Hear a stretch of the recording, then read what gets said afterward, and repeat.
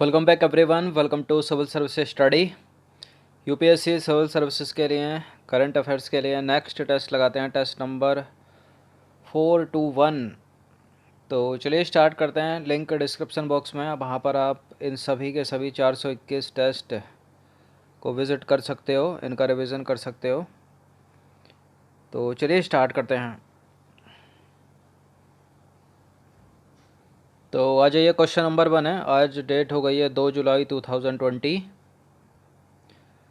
भारत में मोटे अनाज के उत्पादन के संदर्भ में निम्न कथनों पर विचार करना है। पहला स्टेटमेंट है, क्षेत्रफल और उत्पादन की दृष्टि से ज्वार जो है ना, ज्वार देश की तीसरी सबसे बड़ी खाद्यान्न फसल है, वो भी महत्वपूर्ण। रागी के उत्पादन में राजस्थान प्रथम स्थान पर है। राजस्थान, उत्तर प्रदेश, गुजरात जो है बाजरे के अग्रणी उत्पादक राज्य हैं। बताइए कौन सा करेक्ट है इसमें। मोटा अनाज मोस्ट इम्पोर्टेंट होता है, तो पहला वाला करेक्ट है। क्षेत्रफल और उत्पादन की दृष्टि से भारत में जो महत्वपूर्ण खाद्यान्न है वो है चावल। चावल के बाद है गेहूं। गेहूं के बाद तीसरे स्थान पर आता है ज्वार। और रागी के उत्पादन में राजस्थान प्रथम स्थान पर नहीं है, कर्नाटक प्रथम स्थान पर है। सेकंड वाले को एलिमिनेट कर दीजिए, जहाँ जहाँ पर नहीं होगा। राजस्थान हो गया, यूपी, गुजरात, ये बाजरे के अग्रणी उत्पादक हैं। तो करेक्ट हो जाएगा तीसरा वाला, उसमें भी सबसे ज़्यादा राजस्थान उत्पादित करता है। तो 1 और 3 सही है, डी है इसका आंसर। तो क्षेत्रफल और उत्पादन की दृष्टि से ज्वार, चावल और गेहूं के बाद भारत की तीसरी महत्वपूर्ण खाद्यान्न फसल है। यानी पहले चावल, दूसरी गेहूं, तीसरी हो गई ज्वार। करेक्ट है पहला स्टेटमेंट। ज्वार के प्रमुख उत्पादक राज्य है महाराष्ट्र में सबसे ज़्यादा ज्वार होता है, उसके बाद कर्नाटक में होता है, फिर मध्य प्रदेश में होता है। रागी जो सबसे ज़्यादा पाया जाता है, सबसे ज़्यादा जो उत्पादक होता है, अग्रणी राज्य है कर्नाटक। राजस्थान, यूपी, गुजरात जो है बाजरे के अग्रणी उत्पादक राज्य हैं। क्वेश्चन नंबर 2 पर आ जाइए। निम्नलिखित कथनों पर विचार करना। 3 स्टेटमेंट है यहाँ पर, बताने के इनमें से कौन सा करेक्ट है। पहला स्टेटमेंट है, राजाजी नेशनल पार्क उत्तराखंड राज्य में स्थित है। इस पार्क का नाम सी राजगोपालाचारी के नाम पर रखा गया और यह नेशनल पार्क मध्य हिमालय की तलहटी में स्थित है। देखिए हिमालय को कितने पार्ट में डिवाइड किया गया, 3 पार्ट में। सबसे ऊपर का महान हिमालय, इसको बृहद हिमालय भी बोलते हैं। उसके नीचे आ जाओगे दक्षिण की तरफ तो इसको बोलते हैं लघु हिमालय, हिमाचल हिमालय। और सबसे नीचे आता है क्या, शिवालिक हिमालय। तो ये शिवालिक हिमालय की तलछटी में है, मध्य हिमालय की तलछटी में नहीं है। तो इसका आंसर फर्स्ट करेक्ट है, सेकंड करेक्ट है, थर्ड इनकरेक्ट है। तीसरे वाले को एलिमिनेट कर दीजिए, 1 और 2 हो जाएगा इसका आंसर। तो कथन 3 सही नहीं है, क्योंकि यह नेशनल पार्क, यह कौन सा, राजाजी नेशनल पार्क हिमालय की तलहटी में शिवालिक पर्वतमाला की निचली पहाड़ियों की तलहटी में स्थित है, न कि मध्य हिमालय में। राजाजी नेशनल पार्क उत्तराखंड राज्य में स्थित है। इसे वर्ष 1983 में मोतीचूर एवं चिल्ला वन्यजीव अभयारण्यों को संयुक्त करके बनाया गया था, जब उत्तराखंड उत्तरांचल के नाम से जाना जाता था। इस पार्क का नाम जो है सी राजगोपालाचारी, इस पार्क का नाम सी राजगोपालाचारी के नाम पर रखा गया है। यह राष्ट्रीय उद्यान 820.42 वर्ग किलोमीटर क्षेत्र में फैला हुआ है और सी राजगोपालाचारी को राजा जी के नाम से संबोधित किया जाता है, याद रखिएगा। 1983 वैसे तो उत्तरांचल का अस्तित्व ही सन 2000 में आया, लेकिन इसलिए उत्तराखंड से पहले इसको उत्तरांचल ही हम मानेंगे। क्वेश्चन नंबर 3 पर आ जाइए। हाल ही में समाचारों की सुर्खियों में रहा रही असम कीलबैक। असम कीलबैक क्या है? संकटग्रस्त मेढक की प्रजाति, संकटग्रस्त तितली की प्रजाति, सांप की कोई प्रजाति है, या फिर असम का एक विद्रोही आदिवासी समूह? क्या है असम कीलबैक? देखिए तितली की कोई प्रजाति नहीं है जो संकटग्रस्त हो। अब बताइए इनमें से क्या है। चलिए और एलिमिनेट करते हैं। मेढक की कोई संकटग्रस्त प्रजाति नहीं है असम कीलबैक। इन दोनों में से ही एक आंसर है, और इनमें से किसके चांस ज़्यादा लग रहे हैं? इसके लग रहे हैं ना, लेकिन ये उत्तर नहीं है। इसका उत्तर है ऑप्शन नंबर सी, सांप की एक प्रजाति है असम कीलबैक। तो असम कीलबैक सांप की एक प्रजाति है। इसे लगभग 100 वर्षों से भी अधिक समय के बाद भारतीय वन्यजीव संस्थान की एक टीम ने 2018 में असम अरुणाचल की सीमा पर पोवा रिजर्व फॉरेस्ट के पास पुनः खोजा गया और इस वैज्ञानिक नाम, इसका जो वैज्ञानिक नाम है वो क्या है? एम्फीएस्मा पीली। क्या नाम है इसका? एम्फीएस्मा पीली। यह प्रजाति लगभग 60 सेंटीमीटर लंबी होती है तथा इसका रंग भूरा, पेट एक पैटर्न की तरह होता है। और पोबा रिजर्व फॉरेस्ट जो है, पोबा आरक्षित वन, भारत एवं अरुणाचल प्रदेश दोनों राज्यों में फैला एक जंगल है, याद रखिएगा इसको। अरुणाचल प्रदेश असम में फैला है, अगर अलग से पूछ लिया जाए तो। क्वेश्चन नंबर 4 पर आ जाइए। गलवान नदी से रिलेटेड कुछ स्टेटमेंट है यहाँ पर, और बताना कि इनमें से कौन सा गलत है। गलवान नदी का स्रोत अक्साई चीन में मौजूद है। गलवान नदी आगे चलकर भारत की रावी नदी में मिलती है। और गलवान नदी के पास मौजूद पहाड़ियाँ गलवान घाटी के नाम से जानी जाती हैं, और वर्तमान में गलवान घाटी भारत और चीन के बीच विवादास्पद मुद्दा है। अधिकतर ये सारे के सारे करेक्ट लग रहे हैं, गलत तो इसमें कोई लग नहीं रहा, लेकिन एक इसमें पक्का गलत है। कौन सा है वो है ऑप्शन नंबर बी। गलवान नदी आगे चलकर भारत की रावी नदी में नहीं मिलती है, श्योक नदी में मिलती है। बाकी पहला करेक्ट है, तीसरा करेक्ट है, चौथा करेक्ट है।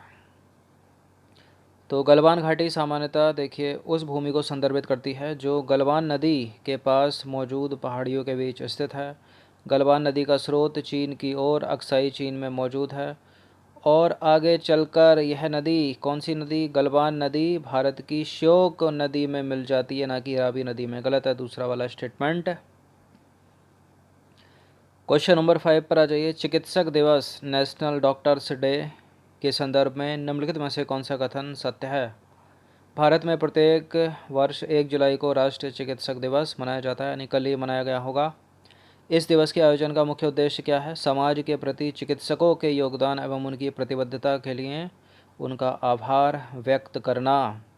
और इस दिवस के आयोजन की शुरुआत वर्ष 1991 में हुई थी। कौन सा करेक्ट है? ये सारे के सारे करेक्ट हैं, तो डी है इसका उत्तर, उपरोक्त सभी।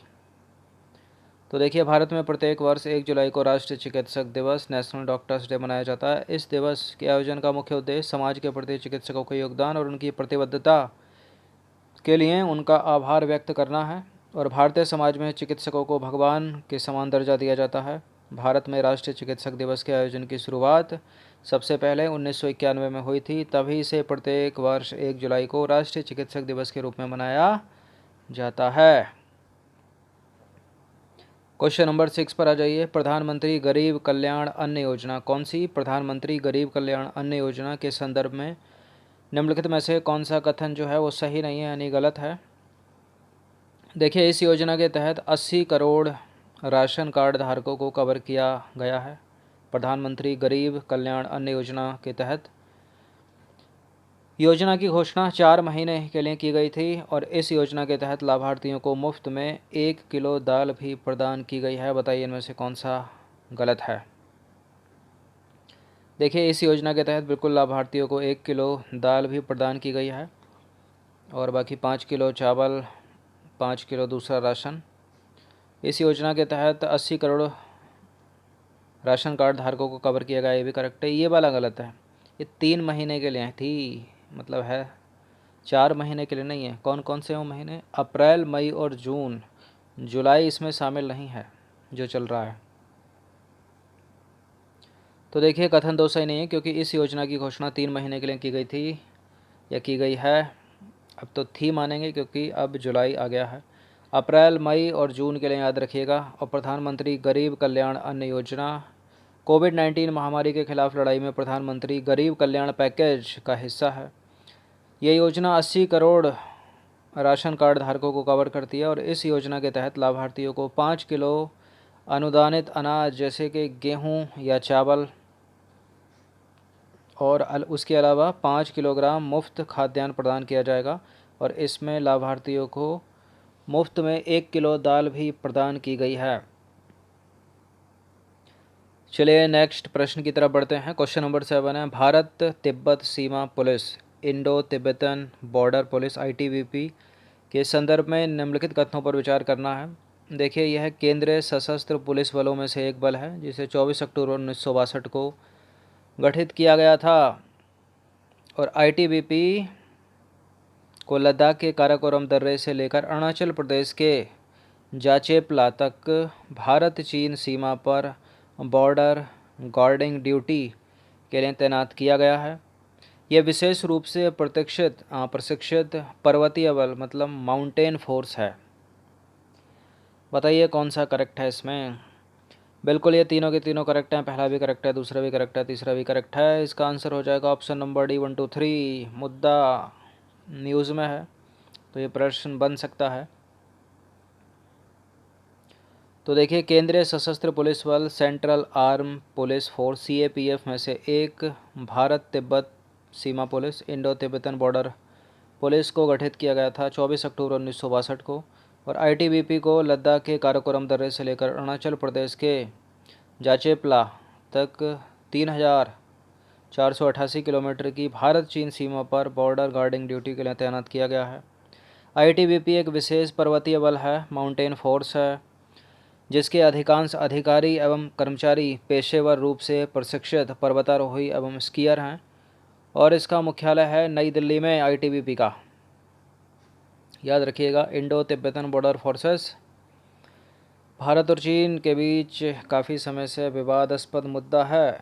ये प्रश्न इस तरह के पूछे जा सकते हैं, इससे रिलेटेड कुछ भी। आ जाइए क्वेश्चन नंबर 8 पर। यह नेशनल पार्क घने शंकुधारी वनों से घिरा हुआ है जिनमें ज़्यादातर समशीतोष्ण वन है। इस पार्क की सामान्य वनस्पतियों में देवदार, फर, स्प्रूस, ओक, रोडोडेंड्रॉन आदि शामिल हैं। इसे वर्ष 1989 में स्थापित किया गया था। इस नेशनल पार्क